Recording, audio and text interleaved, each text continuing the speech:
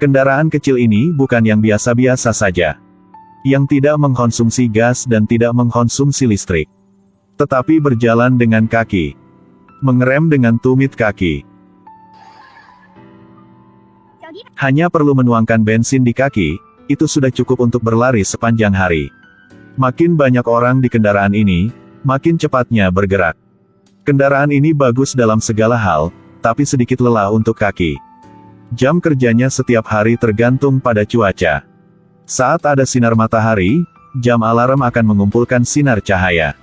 Dan bakar talinya sehingga batu yang diikat di ujung tali jatuh di kepala mereka. Cara ini membuat mereka cepat bangun dan tetap terjaga. Ini adalah panggilan bangun yang efektif. Setelah bangun, mandi dengan belalai gajah. Lalu gunakan buaya untuk mencukur. Kualitas hidup orang-orang zaman dahulu memang luar biasa. Sang istri mengeluarkan panci batu besar. Lalu masukkannya telur dinosaurus yang lezat dan bergizi. Fred adalah penjinak dinosaurus profesional yang berspesialisasi dalam ekskavator. Perusahaannya sangat manusiawi. Mereka diberi makan siang dengan paha dinosaurus utuh, harus makan semuanya untuk bisa pulang. Dengan makan malam, mereka diberi makan sepotong iga besar. Jam kerja mereka dari jam 9 pagi sampai jam 9 malam, 6 hari seminggu. Saat jam kerja selesai, burung ini akan berteriak sampai tenggorokannya sakit. Pergi bekerja hanya untuk mencoba. Tentu saja dia akan bergegas pulang seketika waktu kerja selesai. Fred meluncur ke bawah dengan ekor dinosaurus. Lalu duduk di kendaraan yang bergerak dengan kaki. Dia mempercepat hingga 200 tenaga kuda dan dengan cepat melewati gerbang utama. Dia mengeluarkan kartu stafnya dan memberikannya kepada keamanan. Itu adalah akhir dari hari kerja. Setelah bekerja, dia pergi ke ruang betting untuk bersenang-senang. Pertama, biarkan katak bernafas ke tangan untuk meningkatkan gesekan. Kemudian, pegang bola dengan kuat dengan kedua tangan. Angkat pantat. Angkat jari kaki, ambil langkah kecil. Begitulah cara melempar bola dengan benar, tegas dan kuat. Begitu sampai di rumah. Istrinya Wilma melaporkan bahwa pipa air tersumbat. Fred segera bangkit setelah mendengarkannya. Dia berlari ke dapur dan menarik tirai untuk melihat. Ya Tuhan! Hanya sekilas, dia tahu bahwa babi ini memiliki masalah perut. Fred tidak banyak bicara tapi masukkan tangannya ke tenggorokannya dan meraba-raba. Dia mencari sebentar lalu menemukan rintangannya. Ternyata itu kaki ayam. Setelah itu, dia bahkan memaksanya untuk melepaskan arlojinya yang terjatuh di dalam. Wilma belum berakhir. Dia bertanya di mana uang di rumah sekarang. Melihat istrinya sebutkan uang. Fred harus mengatakan yang sebenarnya. Kakak baiknya, Barry, akan mengadopsi seorang anak, jadi dia meminjamkan uang kepadanya. Ketika Wilma mendengar itu, dia tidak hanya tidak marah, tetapi juga memujinya karena bersifat baik. Keesokan harinya mereka duduk di kendaraan kaki ke rumah sakit kesejahteraan. Setelah menunggu beberapa jam, kepala rumah sakit menggendong seorang bayi keluar. Barry dan istrinya bergegas untuk melihat. Ya Tuhan! Semuanya tercengang. Mengapa seekor simpanse? Kami nggak bisa membesarkannya. Maaf, aku salah. Ini adalah anak-anak kakek nenek di sebelah. Ini anakmu. Pasangan itu sangat senang dengan anak itu. Dia sudah punya nama, kan? Bam Bam. Nama lengkapnya apa? Bam Bam Bam. Nak kecil, datang ke sini, mari kami lihat. Bam Bam. Suatu hari, perusahaan mengadakan kontes promosi jabatan. Bos mengumumkan, siapa yang memenangkan posisi pertama akan dipromosikan menjadi manajer pabrik. Bahkan simpanse pun senang mendengar berita itu. Setelah mendengarkan, paha dinosaurus di tangannya tidak lagi berarti bagi Fred. Dalam benaknya, hanya ada bayangan dirinya yang mendaki ke puncak hidupnya. Apakah Anda tahu apa yang mereka lakukan? Ini adalah ujian orang zaman dahulu. Sebelum ujian, mereka harus mengasah pena agar menghemat energi saat mengukir batu. Ketika pengawas mulai membalikkan jam pasir, para kandidat harus segera melihat soal ujian yang terukir di batu. Fred bingung. Dia tidak tahu harus berbuat apa. Dia lihat orang lain yang sibuk memahat jawabannya di batu. Bahkan simpanse pun memahat tanpa henti. Ketika pria di sebelahnya melihat ujiannya, dia bahkan menutupinya dengan tangannya. Dia sangat marah. Pada saat itulah dia tiba-tiba teringat suatu kalimat. 2 kalimat panjang, 2 kalimat pendek, pilih jawaban B. 3 kalimat panjang, 1 kalimat pendek, pilih jawaban D. Panjang dan pendek tidak cocok, pilih jawaban C. Apakah Anda mempelajari metode ini? Ketika waktu ujian hampir berakhir, Fred bekerja sangat keras sehingga dia berkeringat deras. Tapi dia tidak hati-hati membuat lubang di soal ujian. Jadi dia harus segera masukkan sedikit bubuk batu di atasnya dan kemudian merekatkannya. Barry telah menyelesaikan ujian. Pengawas mengumumkan kontes berakhir. Sudahlah, dia tidak lagi peduli metode apapun, yang pahat saja semua jawabannya dulu. Barry bermaksud membantunya memberikan kertas ujian kepada pengawas.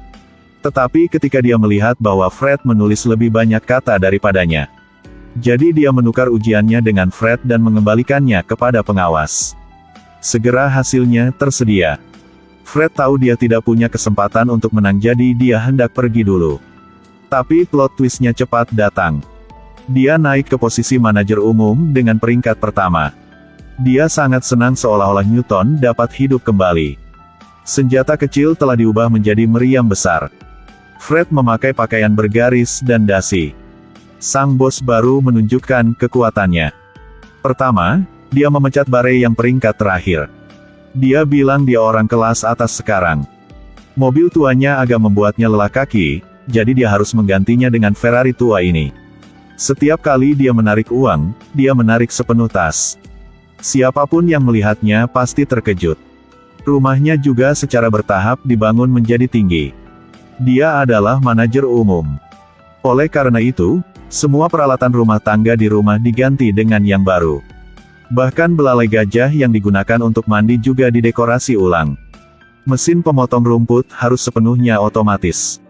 Dia bahkan tidak menyimpan babi yang telah bekerja untuk mereka secara gratis selama 30 tahun. Tapi ganti yang baru yang lebih produktif. Sementara itu, Barry sangat menyedihkan. Sangat sulit baginya untuk mencari pekerjaan sebagai penguji kendaraan. Tak disangka, meski dia mengerem hingga memicu api di bagian tumit, mobil tetap tak berhenti. Kehidupan mereka semakin sulit. Setelah sembuh, Barry pergi bekerja sebagai pelayan. Fred tidak sengaja bertemu dengannya lagi dan langsung mengejeknya. Ini membuatnya marah. Dia menarik taplak meja dan pergi. Tiba-tiba Barry tidak sengaja melihat berita bahwa semua karyawan di pabrik diberhentikan kerja. Namun, Fred tidak tahu apa-apa. Pada saat ini, bos besar menarik sebuah truk dokumen, yang semuanya merupakan pembatalan kontrak. Dia bahkan tidak melihatnya dan menandatangani semuanya. Barry sangat kecewa padanya. Dia segera berbalik dan menamparnya. Sampai-sampai Fred melihat dinosaurus terbang di sekitar kepalanya. Kemudian keluarga mereka berkemas dan pergi pada malam hari. Tapi Fred masih tidak menyesal, membuat Wilma sangat tidak sabar. Dia memecahkan lampu malam dan kemudian TV batu 80 inci. Begitu dia selesai berbicara, dia langsung memecahkannya. Mangkuk, piring, pot, cangkir, dia melemparkannya kemana-mana. Akhirnya, dia menggendong putri serta hewan peliharaannya ke dalam mobil. Aku tidak akan melayanimu lagi. Fred membuka brankas dan menemukan dokumen. Seperti yang diharapkan, dia ditipu oleh bosnya. Mereka memperlakukanku seperti sang bodoh. Bukankah kamu benar-benar sang bodoh? Berita tentang bos yang tidak bermoral yang memecat semua karyawan ke puncak pencarian. Fred menyamar, bersembunyi di kediaman suku Compang Camping di ruang bawah tanah. Tanpa diduga, dia bertemu babi yang baru saja dia usir dari rumah. Kesempatan membalas dendam telah datang. Dia berteriak keras. Penyamaran Fred langsung terbongkar. Semua orang mengikat tali ke pohon. Para pekerja yang menganggur menarik telinganya, berniat untuk menyiksanya. Pada saat itu, Barry lewat. Ada yang mau es krim? Ya. Melihat Fred ditangkap, Barry segera turun dari mobil dan menyebut namanya. Jadi di pohon segera ada tali lain. Ditambah Barry, mereka menjadi pasangan yang akan pergi ke surga. Di tengah momen hidup dan mati itu, kedua saudara perempuan ini naik kendaraan kaki datang.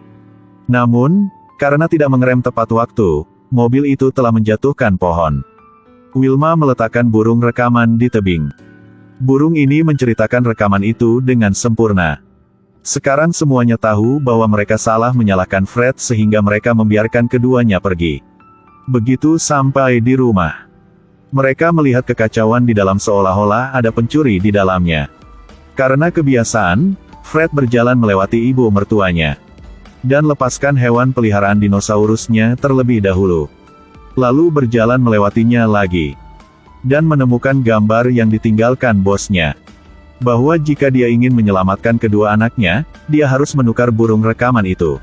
Keesokan harinya, mereka tiba seperti yang dijanjikan. Tetapi tanpa diduga, setelah mendapatkan burung itu, sang bos melanggar janjinya dan segera mengaktifkan jebakannya. Roda-roda mulai berputar. Kapak-kapak besar mulai menebang batu-batu besar. Melihat anak-anak mereka dibawa perlahan menuju ke sana, kedua pria itu bergegas mematikan jebakan. Tapi apapun yang mereka lakukan, jebakannya tidak berhenti. Terlalu berusaha. Jadi, dua anak ini semakin dekat dengan bahaya.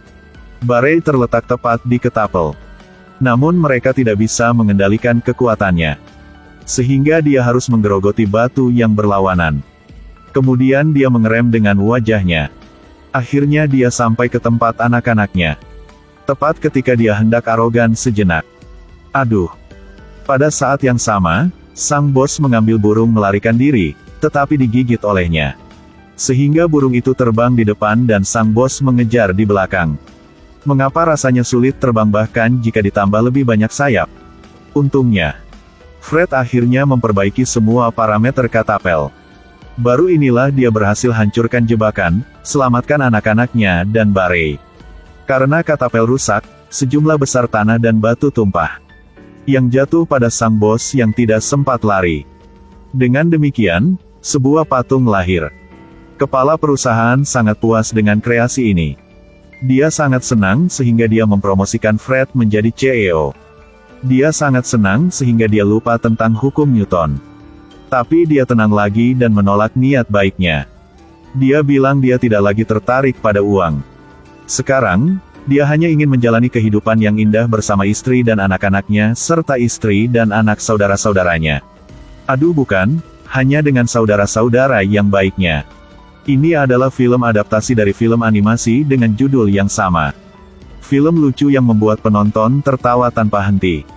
Tingkah laku berbagai hewan juga terlihat jelas dalam film ini. Misalnya, menggunakan belalai gajah sebagai pancuran. Gunakan babi hutan sebagai mesin pengolah sampah. Gunakan burung beo sebagai perekam. Gunakan dinosaurus sebagai pesawat terbang. Jika Anda suka, Anda dapat menemukan film aslinya untuk ditonton ya.